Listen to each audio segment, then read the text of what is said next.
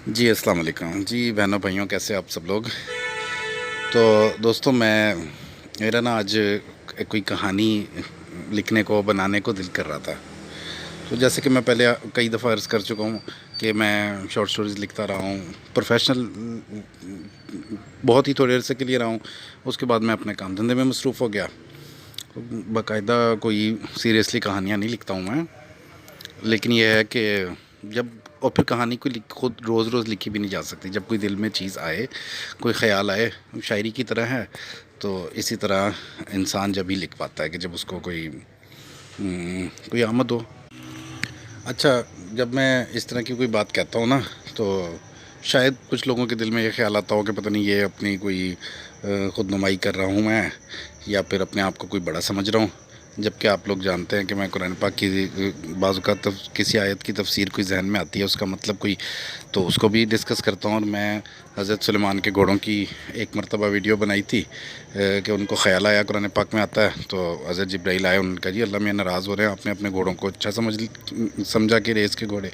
तो हज़रत सुलेमान फ़ौरन अपने लिए, अपने घोड़ों के लिए एक सज़ा तजवीज़ की, अपने उस ख़्याल को झटकने के लिए कि अभी आएंगे ना तो इनको मैं दागूंगा, इनको मैं माल बरबदारी के जानवर बनाऊंगा। तो उस उनके आइंदा कभी मेरे दिल में ऐसा ख्याल ही ना आए कि मेरे घोड़े अच्छे। तो ऐसी एहतियात अंबिया कराम बुज़ुर्ग लोग करते थे। ये बातें मैं इनकी ख़ुद करता हूँ, तो मैं क्यों ऐसी सोच पैदा करूं कि भाई कोई बड़ाई वाली, अल्लाह ताला माफ़ रखे इससे, ये तो गुनाह है। तो नीयत के साथ होता है हर अमल। बस वैसे ही गुफ्तगू के दौरान ये बात हो जाती है कि भाई अब दिल कर रहा है कहानी बनाने को इस टाइम आप लोगों के साथ मिलके। तो चलें, कोशिश करते हैं, अच्छी बने बुरी बने। तो दिल चाह रहा था कि नसीम जाजी का वो था ना, पोरिस के हाथी, ऐसी कोई कहानी बनाते। लेकिन बहरहाल वो तो बुज़ुर्ग लोग हैं, बड़े लोग हैं, हम ऐसी चीज़ तो नहीं लिख सकते। मुझे कुछ थोड़ी सी बातें उस किताब की याद आ रही हैं, पोरिस के हाथी की, कि 65 की जंग के अंदर लाल बहादुर शास्त्री, इंडिया का वज़ीर आज़म, वो जंग के पहले दूसरे दिन जो है शीशे के सामने खड़ा होता है। जो खूबसूरत सीन था उस कहानी का। तो वो अपने सेक्रेटरी से पूछता है कि यार मैं कैसा लग रहा हूँ, क्या मैं हिटलर की तरह नहीं लगता। फिर वो अपना हाथ नाजियों की तरह ऊपर करता है, शीशे में ख़ुद को देखता है। फिर जंग के कुछ दिन गुजरते हैं, तो फिर वो और ख़ुश होता है, शीशे के सामने आता है, फिर सेक्रेटरी से पूछता है कि यार मुझे लगता है कि मैं गलत सोच रहा था कि मैं हिटलर जैसा लगता हूँ, मैं तो नेपोलियन बोनापार्ट जैसा लगता हूँ, उसका कद छोटा था, मेरा कद छोटा है, ये देखो मैं उसके जैसा लगता हूँ। अब वो इन सोचों के अंदर होता है। फिर और कोई फ़ातिहीन के नाम याद करता है कि मैं वैसा हूँ। तो जब जंग हार जाता है इंडिया, 65 की जंग, ये सब पूरी दुनिया जानती है कि इंडिया 65 की जंग हारा था। उसकी वजह ये थी कि पाकिस्तान ने एयर स्ट्राइक की थी, और इंडियन जर्नैल और उनके राइटर्स ने लिखा है इस बात को कि इतनी बुरी बमबारी की थी कि लाहौर के ऊपर जो है हम लोग, हमारा बहुत ज़्यादा नुकसान हुआ था। अंजाम जो भी हुआ कि ताशकंद के अंदर फिर वो विड्रॉल हो गई कि भाई वापस चले जाओ अपनी अपनी जगहों पे, बाउंड्री वैसी रहेगी रेड क्लिफ की। अच्छा खैर, कहानी के अंदर बुक के एंड, उसका पूरी बुक का एंड कुछ यूँ होता है कि लाल बहादुर शास्त्री पूछता है अपने सेक्रेटरी से कि आपको शीशे में देख कर के मैं किस फातेह के जैसा लगता हूँ। तो सेक्रेटरी सर झुका कर कहता है, सर आप राजा पोरस जैसे लगते हैं। तो किताब का नाम भी पोरस के हाथी था। पोरस के हाथी यानी कि वो हाथी बनाए गए थे पोरस के, टैंकों के ऊपर ब्लैक कलर का उसका निशान था हाथी का, जो टैंकों के ऊपर लगा था, और पाकिस्तानी टैंक से बड़ा टैंक था वो। लेकिन बहरहाल नसीम एजाजी के इस खूबसूरत एंड ने कि एक जब वो कहता है कि पोरस, आप राजा पोरस जैसे लगते हैं, तो उसमें सारी बात वाज़ह कर दी थी कि एक हारे वो सिकंदर आज़म से हार गया था राजा पोरस, चाहे बहादुर था लेकिन हार तो गया था बहरहाल। अच्छा, अब दोस्तों कहानी शुरू करते हैं, हम ज़्यादा टाइम नहीं लगाते। लेकिन उससे पहले एक बात अर्ज़ करूँगा कि ये जो जंगें होती हैं ना, बाज़ू का को बहुत सी जंगें ऐसी होती हैं कि जो अवाम नहीं लड़ती ना, अवाम की अपनी मर्ज़ी होती है। कौमें नहीं चाहती जंगें करना, वो अपने सुकून से अपने गुजार बसर कर रहे होते हैं। सुकून इंसान की ज़िंदगी की सबसे बड़ी चीज़ है। तो लेकिन होता क्या है कि या तो बादशाह अपनी हुकूमत को, अपनी जगह को बढ़ाने के लिए जंगें लड़ते हैं, वसाइल के लिए जंगें लड़ते हैं, अपनी बड़ाई को साबित करने के लिए जंगें लड़ते हैं, और ऐसा ही समझ ले कि आजकल ये अभी हमारे साथ हुआ है। दोनों के साथ, इंडिया के साथ भी और पाकिस्तान के साथ भी। सारे जो भी जंग की वजूहात और जो टेक्नोलॉजीज़ और हर चीज़, वो आप सब लोग जानते हैं, उसके ऊपर हम बात नहीं करेंगे। हम अपनी कहानी के मुतालिक बात करेंगे जो हमारा। और आप सब लोग जानते हैं कि राइटर्स जो हैं वो अपना थीम जो है वो अमन का, प्यार मोहब्बत का रखते हैं। और जो फैक्ट है, अब वो कहानी साबित करेगी हमारी कि वो कैसे फैक्ट है। तो दोस्तों बिस्मिल्लाह पढ़ते हैं, कहानी शुरू करते हैं। तो अब दोस्तों कहानी शुरू होती है बादशाह अशोक से। हम सब जानते हैं कि हमारे इलाके में एक बहुत बड़ा बादशाह था। उसका नाम था अशोक। अशोका भी कहते हैं उसको, अशोका दी ग्रेट के नाम से भी पुकारा जाता है। अब दी ग्रेट उसको इसलिए कहा जाता है क्योंकि इंडिया, ये मगध की एम्पायर सारी की सारी, और उसके बाद फिर यानी इंडिया लगा लें, मौजूदा पाकिस्तान लगा लें, अफ़गानिस्तान लगा लें, और फिर साथ नेपाल का कुछ एरिया लगा लें, और फिर बांग्लादेश सारा का सारा लगा लें। इस सारे के ऊपर एक शख्स की गवर्नमेंट रही है और वो था अशोका। अब ये अशोका जो है ये चंद्रगुप्त मौर्य का बेटा था। तो चंद्रगुप्त मौर्य ने जब अपने उस्ताद चाणक्य के साथ मिलकर इसको आहिस्ता आहिस्ता सारी गवर्नमेंट नंदा अम्पायर की हासिल की है, तो नंदा अम्पायर हासिल करने के बाद एक बड़ी अम्पायर इनकी बन गई। अब उस अम्पायर को चंद्रगुप्त मौर्य ने भी फैलाया और फिर अशोका ने भी फैलाया। अब रह गया था कलंगा। अच्छा, यहाँ पर मैं थोड़ा सर्च करना चाहूँगा कि ये हिंदू नहीं था, ये जैन मज़हब से था, क्योंकि चाणक्य भी जैन से था। जैन मज़हब बुद्धों की एक एक्सट्रीम कह लें कि एक उनकी मज़हब है कि वो बहुत ज़्यादा आगे बढ़ जाते हैं कि भी फल ना खाओ क्योंकि किसी को नुकसान ना पहुँचाओ, फल ना खाओ क्योंकि कीड़ा भी कहीं दांत में ना आ जाए, कोई ऐसा मसला ना हो जाए, किसी को तकलीफ़ ना पहुँचाओ। इस किस्म का ये जैन मज़हब जो है, इनकी यूनिवर्सिटी इधर टेक्सास में, इनकी यूनिवर्सिटी थी इधर सिंध में। तो बहरहाल ज़ाहिर सी बात है कि जब चाणक्य जैन मज़हब से है, तो नंदा अम्पायर का वो एक पंडित है, पंडित इसलिए कह लें कि मजहबी शख्सियत है, तो नंदा अम्पायर भी चाणक्य निकलता है, चाणक्य बेइज्जत होकर निकलता है, और फिर वो अब एक रिवेंज के अंदर आता है, और फिर मौर्य को तैयार करता है, चंद्रगुप्त मौर्य को एक बड़ा जर्नैल बनाकर वो आहिस्ता आहिस्ता नंदा अम्पायर सारी हासिल कर लेते हैं। अब इसका बेटा अशोक जो है वो बादशाह है। बादशाह भी क्या है, वो बहुत बड़ा शहंशाह, जैसे कि मैंने उसका एरिया बताया कि इतनी बड़ी जगह पर वो हुकूमत कर रहा है। अब रह गया कलंगा। कलंगा ये द्वारका वाली साइड पर, ये जो जनूबी हिंदुस्तान है, ये सारा का सारा अभी कलंगा अम्पायर रहती थी। तो अशोक ने फ़ैसला किया कि अब मैं ना इनसे जंग लड़ूंगा। अब इतना बड़ा बादशाह एक छोटी सी इलाके पर हमला करने के लिए, छोटा तो नहीं, वो भी बड़ा था, लेकिन इतना बड़ा नहीं था कि जितना अशोक के पास पूरा एरिया था। अशोक ने कहा कि इसको भी मैं अपनी गवर्नमेंट में शामिल करूंगा। तो जब कलंगा के लोगों को पता, तो उन्होंने कहा कि चाहे जितना मर्ज़ी ताकतवर बादशाह हो, हम तो लड़ेंगे। उनका बच्चा बच्चा जंग के लिए निकला। अशोक आया, अशोक ने 10 लाख बंदा वहाँ पर मार दिया। जब उसने 10 लाख लाशें देखी, जब वो मैदान जंग में आया और उसने हर तरफ लाशें ही लाशें बिखरी, खून देखा, तो उसका दिल कुछ नरम हुआ और वो रो पड़ा। और उसके बाद फिर उसने ये जंग वगैरह सब बंद की और ख़ुद जैन मज़हब को छोड़ के वो दोबारा, उसकी बीवी बुद्ध थी तो वो दोबारा से बुद्ध हो गया। चाहे एक ही मज़हब था, लेकिन वो अब कि भाई अब इन तालीमात पे, जिन एक फ़िलासफ़ी के तहत मैंने अपनी ज़िंदगी गुजारनी है। और फिर वो एक बड़ा अच्छा बादशाह बना, इसलिए उसको बहुत ज़्यादा उसकी बुराई भी नहीं की जाती कि भाई इसने कलंगा के 10 लाख लोग मारे थे। लेकिन बहरहाल उसने मार तो दिए थे। एक खूनखार जंगें लड़ी, और कलंगा की जंग उसके लिए बहुत बड़ी जंग है कि जहाँ उसने 10 लाख इंसानों को मारा। तो बादशाह यही करते हैं कि जब किसी जगह को हासिल करते हैं तो वहाँ वो उन्हें ये सब कुछ करना पड़ता है। इसी तरह तारीख़ में हम और कई जगहों पर देखते हैं। हलाकू ख़ान को देखते हैं कि जब वो चंगेज़ ख़ान को देखते हैं कि जब इनके लोग बुखारा, समरकंद वगैरह में जाते थे, बगदाद में जाते थे, तो ये तो ऐसे लोग थे कि वहाँ के कुत्ता बिल्ली को भी नहीं छोड़ते थे। इतना इनके अंदर कह लो कि बर्बरियत थी। हर चीज़ ही, हर जानदार को ज़िंदा रहने वाली चीज़ इन लोगों की हमें नज़र ना आए।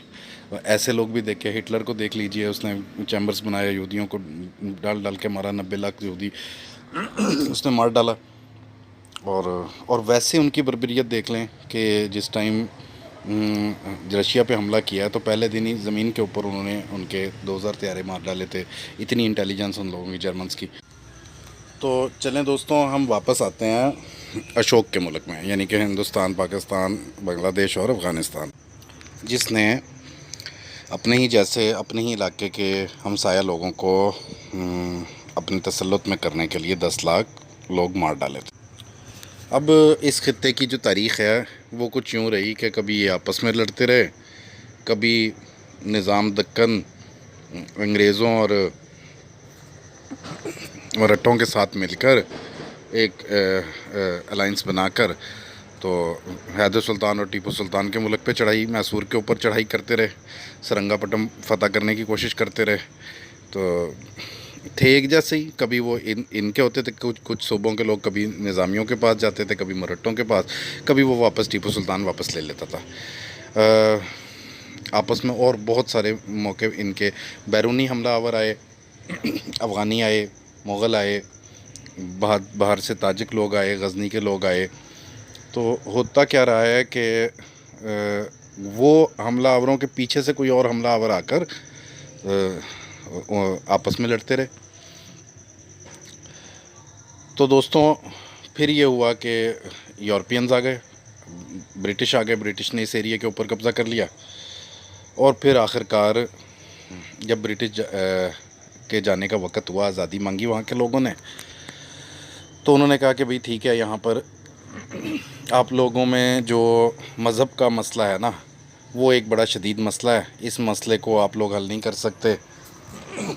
या तो पावर एक मज़हब वालों के पास होगी या पावर दूसरे मज़हब वालों के पास होगी। और अगर आपका इख्तलाफ है तो फिर वो आप इंसाफ नहीं कर पाओगे। तो ये था इनका दो कौमी नज़रिया, जो एक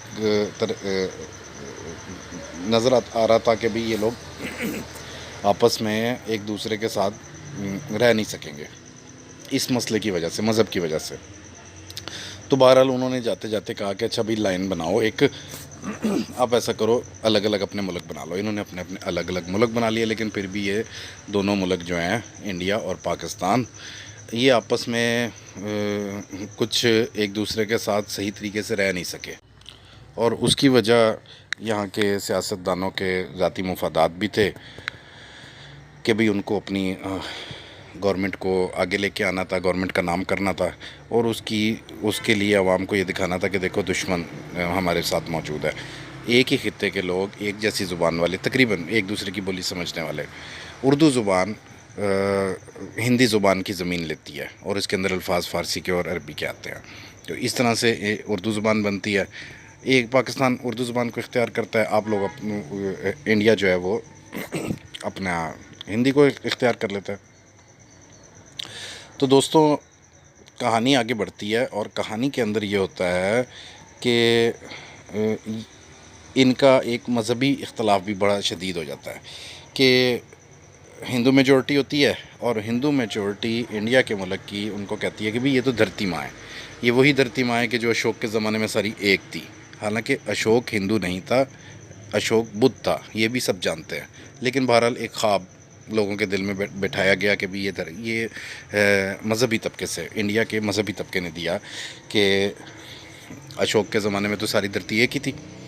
तो अशोक को भी कुछ लोग साबित करते हैं कि भी ये हिंदू था, हालांकि वो तो बुद्ध था। सब मानते हैं कि भी वो बुद्ध पहले जैन था तो बाद में बुद्ध हो गया। बहरहाल इस बात की ज़रूरत नहीं है कि कोई जैन था, बुद्ध था या हिंदू था। असल बात तो ये है, असल हकीकत ये है कि यहाँ पर रहने वाले लोगों ने ख़ास जो अपने पुराने मज़हबों के ऊपर कायम रहे, और एक बड़ी ज़्यादा तादाद में अक्सरियत के अंदर, तो उन्होंने कभी भी ये तस्लीम नहीं किया कि एक अरब से आया हुआ मज़हब जो है एक बड़े तबके ने उसको इख्तियार क्यों कर लिया है। तो हम जैसा क्यों नहीं रहे। वो एक बहुत बड़ा बुनियादी फ़र्क मज़हब का आया और उसको फिर हवा देकर लोगों के दिलों में नफ़रतें पैदा की गई। इतनी नफ़रतें पैदा की गई कि कई जंगें की इन्होंने, हथियारों की दौड़ लगाई, पूरी दुनिया से हथियार ख़रीदे, आला से आला अपने अवाम को के खून पसीने की कमाई से उन्होंने हथियारों को मुकद्दम रखने की कोशिश की।